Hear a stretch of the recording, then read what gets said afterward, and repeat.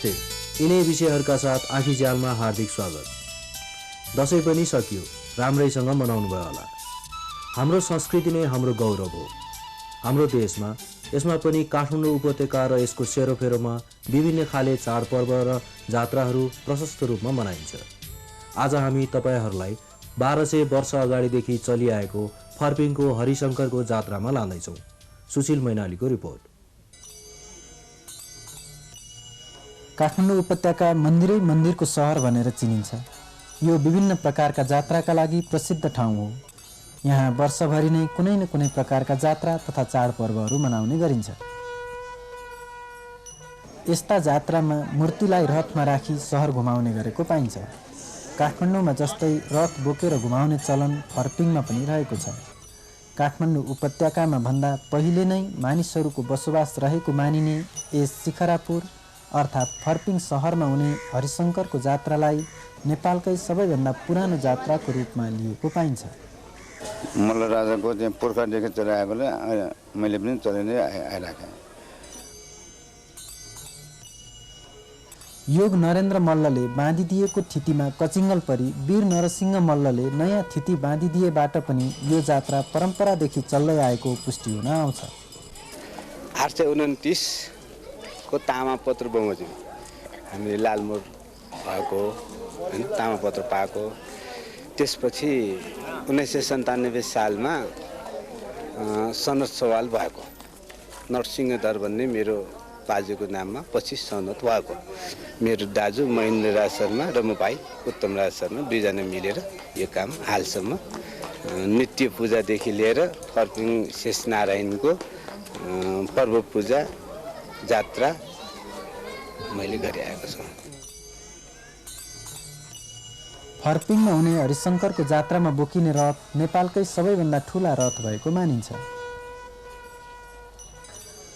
आश्विन कृष्ण तृतीयाको दिन गोपालेश्वर महादेवको मूर्तिलाई कोटाल टोलमा ल्याई रथमा राखेपछि विधिवत रूपमा यो जात्रा सुरु हुन्छ।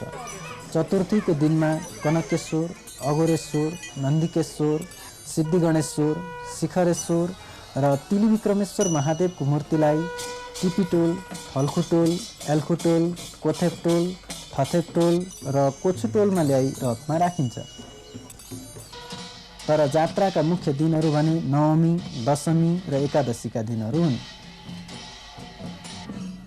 आश्विन कृष्ण नवमीको राति सातै टोलका महिलाहरूले कनकेश्वर, अघोरेश्वर र नन्दीकेश्वरको रथमा बत्ती बाल्ने गर्दछन्। टोलका बेग्ला बेग्लै समूहहरू कुसुले, ढा, धिमे, खी जस्ता परम्परागत बाजाहरू बजाउँदै रथको पूजा गर्दछन्। त्यस दिन यमराजको पूजा गरिन्छ। सातै टोलका महिलाहरूले तीनवटै रथमा बत्ती बाल्ने काम सकिएपछि कनकेश्वर, अघोरेश्वर र नन्दीकेश्वरको रथलाई टोलको बीचमा रहेको झम्केश्वरी मन्दिरको परिक्रमा गराई आफ्नो ठाउँमा राखेपछि त्यस दिनको जात्रा समाप्त हुन्छ।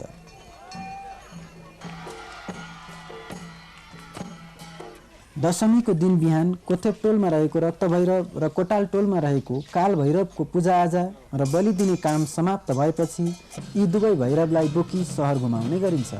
यी दुवै भैरव राखिएको गाग्रो जाँडले भरिएको हुन्छ। विक्रम सम्वत 1888 मा कालभैरवको रथ घुमाउँदै काठमाडौँ हनुमानढोका दरबारसम्म पुर्याइएको थियो। त्यहाँ राजाले भैरवको दर्शन गरी टाढैबाट भेटी चढाउँदा माटाको गाग्रो फुटेकोले राजा राजेन्द्र विक्रम शाहले तामाको गाग्रो भेटी चढाएका हुन्। त्यसै दिन राति सिद्धिगणेश्वर महादेवको पूजा गरी रथ बोकेपछि त्यस दिनको जात्रा पनि समाप्त हुन्छ। दशमीको दिन यमदूतको पूजा गरिन्छ। यस जात्राकै सबैभन्दा महत्त्वपूर्ण दिन भने एकादशीको दिन हो। यो दिन शिवदूतको पूजा गरिन्छ। सधैँ झैँ यो दिन पनि सातै टोलका महिलाहरूले बाजागाजा सहित सातै रथमा बत्ती बाल्ने गर्दछन्। यस दिन यहाँ फर्पिङ वरिपरिका मानिसहरू पनि आउने गर्दछन्। जात्रामा मानिस धेरै भएको मौका छोपी क्लबहरूले चिट्ठा कार्यक्रम चलाउने, भाग्य जचाउने र अन्य सांस्कृतिक कार्यक्रमहरू पनि सञ्चालन गर्दछन्।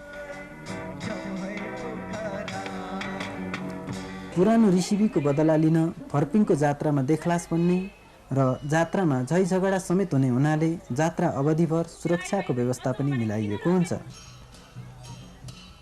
बत्ती दिने काम सकिएपछि जात्रामा भूत प्रेत पिशाच आदिले दुःख नदियोस् भनी पशुपति मृगस्थली गोरक्षपीठका महन्तहरूद्वारा चक्र पूजा गरिन्छ।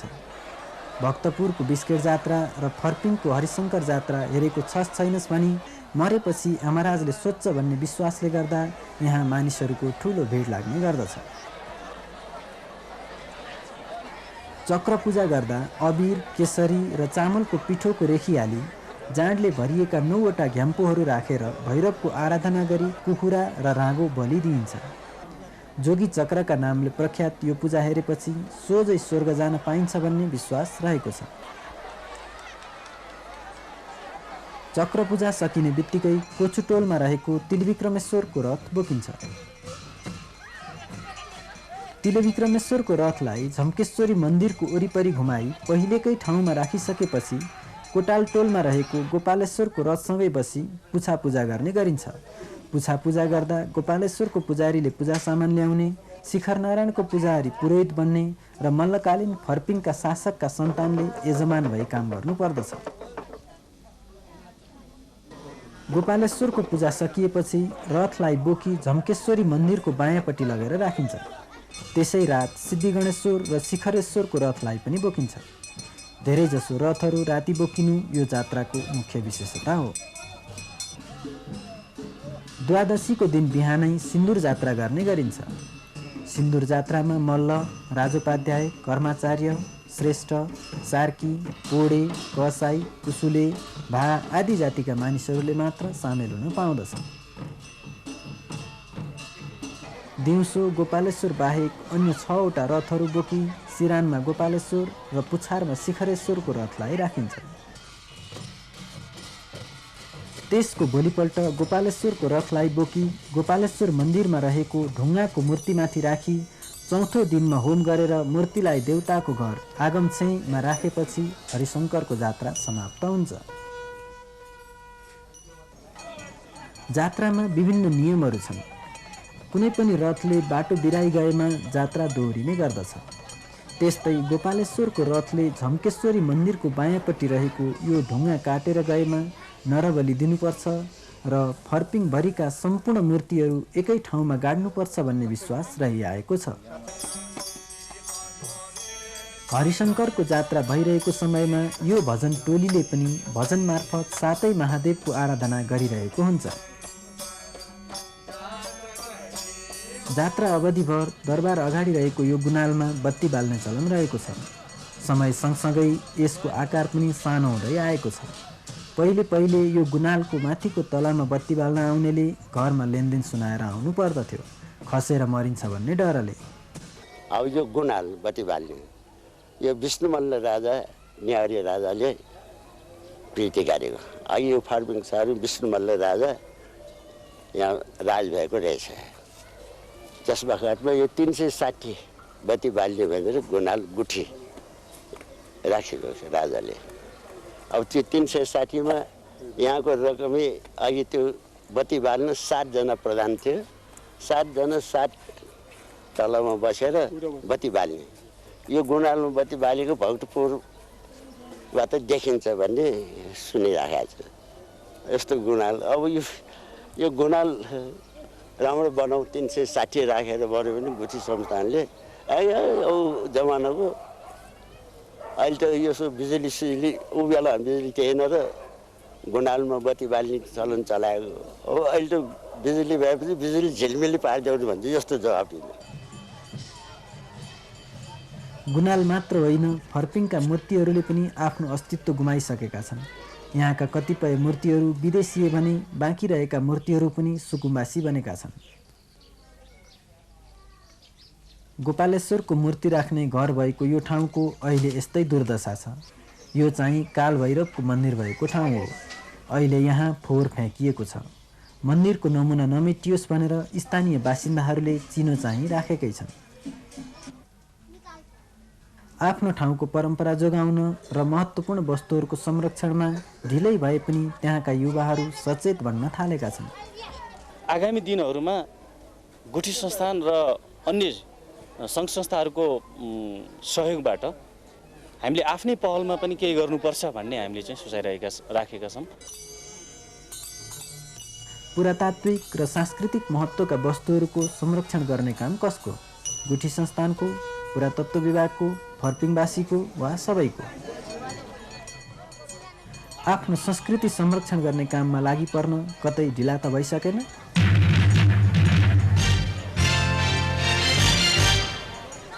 आकर्षणका कुरा खोज्नु पर्यो भने काठमाडौँमा धेरै भेटिन्छ, तर काठमाडौँको शान भन्नुपर्दा महिला ट्राफिक प्रहरीहरूलाई पनि लिन सकिन्छ।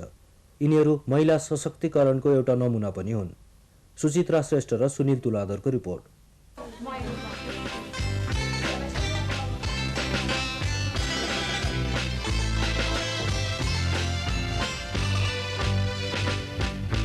छोरीलाई हेप्ने दिन गए, छोरीलाई हेप्ने दिन गए, बनौला बनौला नयाँ दिन उदाए।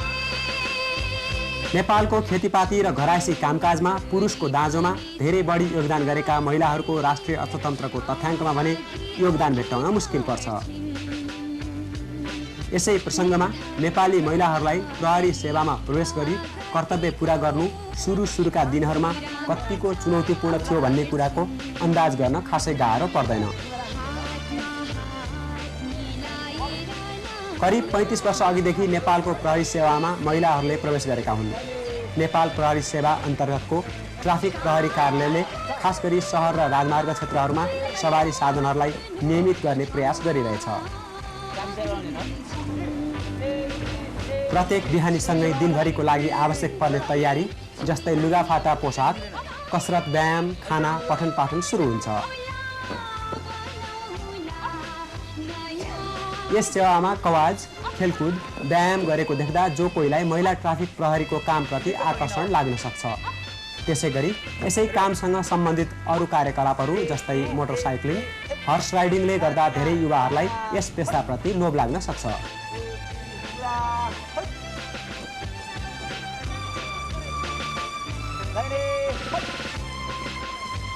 ट्राफिक प्रहरी सेवा नेपाल प्रहरी भित्रकै सेवा भएकोले यसमा प्रवेश गर्ने मुख्य गरी कन्स्टेबल, सहायक नायब प्रहरी निरीक्षक र प्रहरी निरीक्षक गरी 3 स्तरहरू छन् र यी तीनै खाली स्तरमा भर्ना हुन सामान्यतः प्रहरी सेवाका लागि तय गरिएका योग्यताहरू पर्दछन्।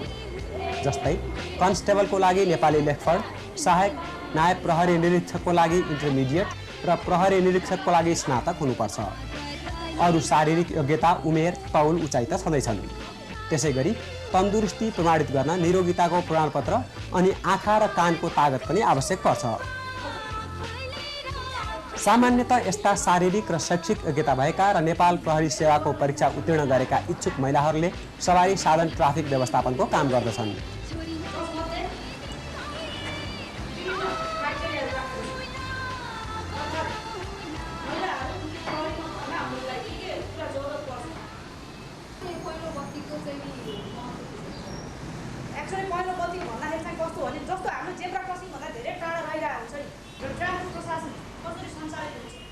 मलाई पुलिस एकदमै मन पर्थ्यो। सानैदेखिको नै म बाल्य अवस्थादेखि नै मलाई इन्ट्रेस्ट लाग्थ्यो। पुलिसको जुन एउटा उद्देश्य छ त्यो सेवा नै मलाई एकदम यस्तो लाग्छ कि म त्यसरी नै जनतालाई सेवा गर्न सकौँ, मेरो लास्ट एम जस्तो नै भयो। त्यही भएर म पुलिसमा प्रवेश गरेँ। मलाई चाहिँ एउटा के लाग्छ भने राम्रो गरेर त्यो देशको सेवा गर्नु पाऊँ दुखीहरूको होइन त्यो। अनि एउटा झन् राम्रो पढेर अनि आफू पनि एउटा प्रतीक बनौँ होइन, नारी भनेर नारीको प्रतीक बनौँ होइन, नारी कस्तो हुनुपर्छ भन्ने होइन सबैलाई चिनाऊ।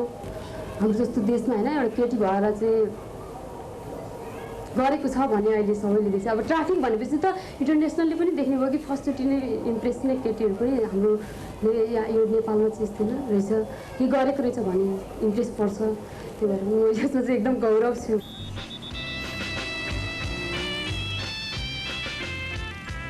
साताको एक दिन शनिबार छुट्टी मनाउन पाउने महिला ट्राफिक प्रहरीहरूले साताको थोरैमा पनि 36 घण्टा काम गर्नुपर्छ। अरू सार्वजनिक बिदाका दिनहरूमा छुट्टी भए तापनि राष्ट्रिय पर्वहरू परि सवारी आवागमनको घुइँचो भई गण्यमान्य व्यक्ति तथा व्यक्तित्व र अरू सरकारी तथा शाही अवसरहरूमा काम पर्ने भएकोले सट्टा बिदा पाउने गरी भए पनि खट्नु नै पर्छ। पोसाक, सिट्ठी, बुट जुत्ता, क्याप, चिन्हल, बर्सादी सहितका यी ट्राफिक प्रहरीहरूले पुरपुरो पोल्ने घाम होस् वा मुटु कक्राउने ठन्डी दुवै मौसममा फुर्ती साथ हातगोडा चलाइरहेका हुन्छन्, सिट्ठी फुकिरहेका हुन्छन्। सघाउने दुईवटा मात्र वस्तुहरू हुन् बिजुली बत्ती र सिट्ठी। सहरीकरण बढे जस्तै इन्जिनयुक्त सवारी साधनहरूको सङ्ख्या पनि बढिरहेको छ। नागरिकहरूको उच्च आम्दानी नभएकोले खोत्रा र स्तरहीन इन्जिनयुक्त सवारी साधन सडकहरूमा गुडिरहेका छन्। फलस्वरूप वायु प्रदूषण बढिरहेछ। वायु प्रदूषण न्यूनीकरण गर्ने एउटा उपाय कम खतरापूर्ण वायु प्रदूषण प्रमाणपत्र वितरण गर्ने काममा पनि महिला ट्राफिक प्रहरीहरू तल्लीन हुन थालेका छन्। जाहिर खान आएको हिसाबले महिला र पुरुष भन्दा पनि म प्रहरी हो भन्ने म सोच्छु। प्रहरी सेवामा प्रवेश भनेकै एक हिसाबले च्यालेन्जको रूपमा आएको हुन्छ। म यो गर्न सक्छु भन्ने हिसाबले आउँछ। कुनै किसिमको कठिनाइ पर्यो भने चाहिँ म गर्न सक्दिनँ अथवा मलाई यस्तो समस्या पर्यो म गर्न सक्दिनँ होला भन्ने ऊ चाहिँ छैन। एउटा प्रहरी भएको हैसियतले म त्यो सबै कठिनाइको सामना गर्न सक्छु भन्ने चाहिँ मलाई आत्मविश्वास छ। त्यसै गरी अयोग्य, अनाधिकृत र जथाभावी सवारी साधन चालनले गर्दा दुर्घटना बढी हुने हुँदा यसको जाँच पडताल गरिरहनुपर्छ। यो काम पनि महिला ट्राफिक प्रहरीबाट भइरहेछ।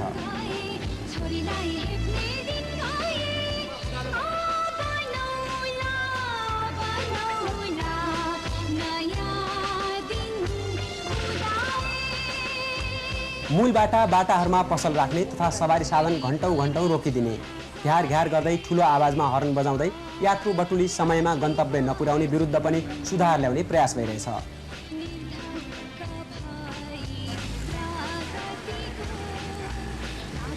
काम वास्तवमा चाहिँ महिला प्रहरीहरूले पनि पुरुष प्रहरी सरह नगरेका होइनन्।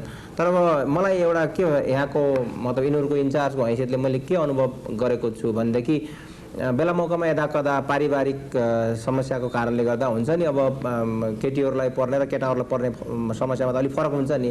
त्यो पारिवारिक समस्याको कारणले गर्दा यदा कदा काम कारबाहीमा बाधा पर्छ।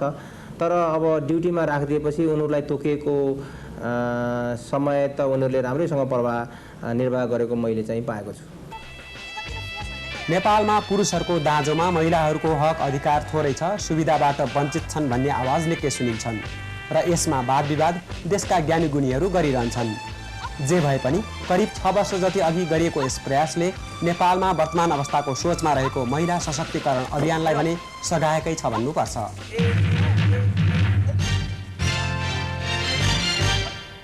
नेपालमा अनावश्यक औषधिको प्रयोग दिनहुँ बढ्दैछ। डोज सिफारिस गर्ने डाक्टर र औषधि पसलेको मात्र होइन, धेरैको छ। तर यसलाई रोक्नेतर्फ कसैले पनि गम्भीरताका साथ सोचेका छैनन्। अनुप सिबोदीको रिपोर्ट।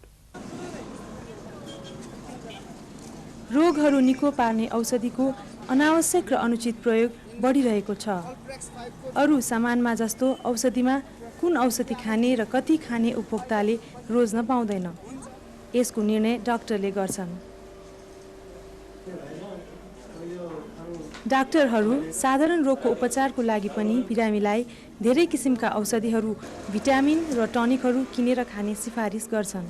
अब भाइटामिन टनिक्सहरू जस्तो कुराहरू हैन, मल्टिभिटामिन त्यो चाहिँ अब नचाहिने ठाउँमा पनि प्रयोग भइरहेको छ।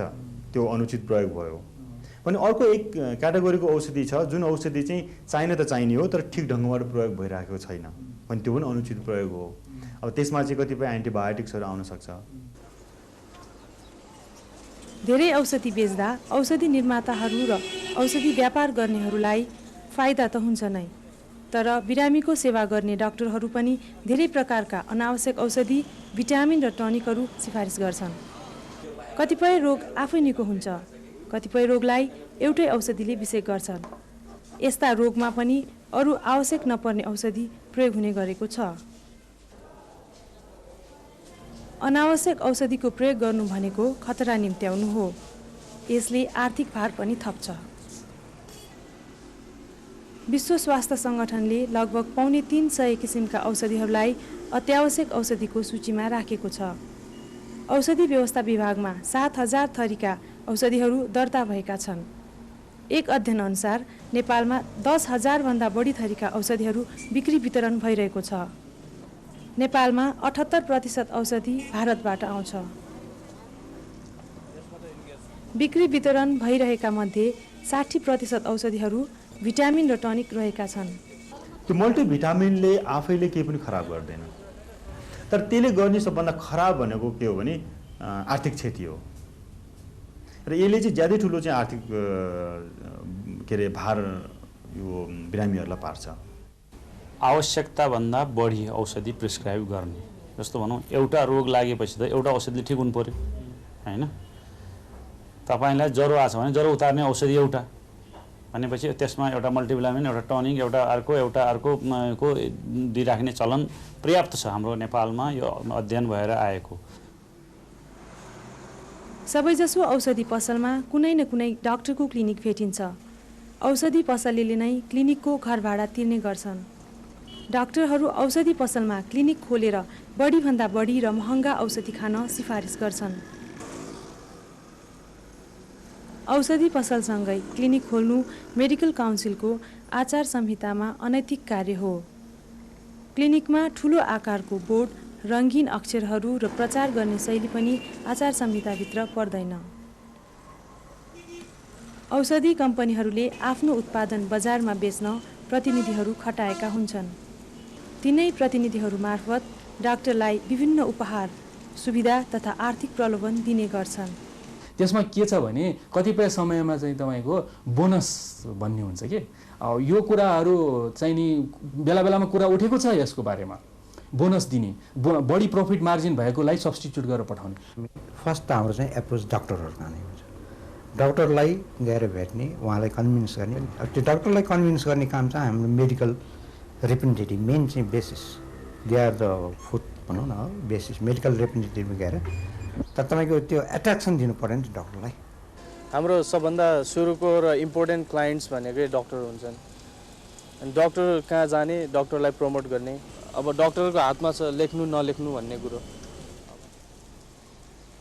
औषधि कम्पनीहरू र औषधि पसलसँगको मिलोमतोको कारण डाक्टरहरू अनावश्यक औषधिको सिफारिस गर्छन्। यसले एकातिर औषधिको अनुचित प्रयोग बढिरहेको छ भने अर्कोतर्फ नेपालका 70% मानिसहरू अत्यावश्यक औषधि प्रयोग गर्न पाइरहेका छैनन्। तर डाक्टरहरू बिरामीलाई नै आरोप लगाउँछन्। कन्ज्युमरहरूले पनि आफैले पनि बेला बेलामा अब एन्टिबायोटिकहरू बढी माग्ने, अनि मल्टिभिटामिनहरू, टनिकहरू बढी माग्ने, मलाई इन्जेक्सन देऊ भन्ने यस्तो चिजहरू गर्छन् कि प्रेसराइज गर्छ। यो मेडिकल प्र्याक्टिसमा र मेडिकल एजुकेसनमा चाहिँ एउटा स्थापित मान्यता के छ भने कि चिकित्सकहरू बिरामीलाई औषधि सिफारिस गर्दाखेरि उनीहरूले चाहिँ आफ्नो निर्णय गर्नको लागि अथवा कुन औषधि लेख्ने भन्ने निर्णय गर्नको लागि उनीहरू स्वतन्त्र छन्। र यो मान्यता केमा आधारित छ भने कि चिकित्सकहरूले जहिले पनि बिरामीलाई उपचार गर्दाखेरि र कुनै औषधिहरू चाहिँ सिफारिस गर्दाखेरि उसले जहिले पनि बिरामीको चाहिँ बेस्ट इन्ट्रेस्टलाई ध्यानमा राखेर गर्दछ, अरू कुनै पनि स्वार्थबाट चाहिँ प्रेरित नभइकन गर्दछ भन्ने यो विश्वासमा चाहिँ वास्तवमा यो मान्यता स्थापित भएको हो। तर धेरै हदसम्म यो मान्यता चाहिँ निर्वाह भइराखेको छैन। बजारमा बिक्री वितरण भएका औषधिमा स्तर नभएका र नक्कली औषधि पनि फेला परेको कारण केही औषधिहरूलाई औषधि व्यवस्था विभागले बेच्न रोक लगाएको छ। सरकारी स्तरमा औषधि आपूर्ति हुनुपर्ने अस्पताल र हेल्थ पोस्टमा औषधि आपूर्ति हुन नसक्दा बिरामीलाई औषधि पसलमा निर्भर हुनु परेको छ। अनावश्यक औषधिको बढ्दो प्रयोगले बिरामीलाई पर्ने आर्थिक भार र खतरापूर्ण अवस्थाले दबाई नै दुखाइको कारण बन्दैछ। अनावश्यक औषधिहरू, भिटामिन र टनिकहरूको व्यापारले लाभ पाइरहेका डाक्टरहरू र औषधि व्यापारीहरूलाई रोक्ने निकाय नभएका पनि होइनन्। क्वालिटी लो भएको, डुप्लिकेट भएको इत्यादि भन्ने औषधि हेर्ने चाहिँ औषधि व्यवस्था विभागको जिम्मेवारी। मतलब कुन किसिमको औषधि मार्केटमा ल्याउने या नल्याउने यो हेर्ने चाहिँ औषधि व्यवस्था विभागको जिम्मेवारी हुन्छ। नियमित निरीक्षण गरेर त्यो निरीक्षणबाट अनि त्यसलाई चाहिँ हामीले चाहिँ शाही औषध अनुसन्धानशालाबाट परीक्षण गराएर यदि त्यो स्तरयुक्त छ भने त्यसलाई एज इट इज कन्टिन्यू गर्दैछौँ, यदि स्तरयुक्त छैन भने त्यसलाई चाहिँ हामी त्यसको ब्याज नम्बर अथवा कस्तो किसिमको चाहिँ प्रक्रियाबाट त्यसलाई कारवाही गर्नुपर्ने हो त्यो किसिमको हामीले कारवाही गरिरहेका छौँ। तर हामीसँग अहिले के छ भने जनशक्तिको अलिक खाँचो छ। हामीले चाहिँ 8 जना इन्सपेक्टरबाट तमाम अधिराज्यभर हेर्नुपर्ने हुन्छ। यो नेपाल अधिराज्यभरिका डाक्टरहरूको एक्टिभिटी गर्ने काम सही हो तपाईँले कि नेपाल अधिराज्यभित्रमा चाहिँ डाक्टरहरूको सबै एक्टिभिटी हेर्ने काम मेडिकल काउन्सिलको हो। तर अनफर्चुनेटली हामीहरूलाई चाहिँ नम्बर 1 अधिकारको कमी छ। भएको अधिकार पनि हामीले इम्प्लिमेन्ट गर्न सक्ने अवस्था छैन, किनभने हामीसँग म्यान पावर कमी छ, बजेट कमी छ, सोर्स साधन सबै थोक कमी छ। समस्या जसरी पन्छाए पनि औषधिको अनावश्यक र अनुचित प्रयोगले उपचार महँगो र जोखिमपूर्ण बनाएको छ।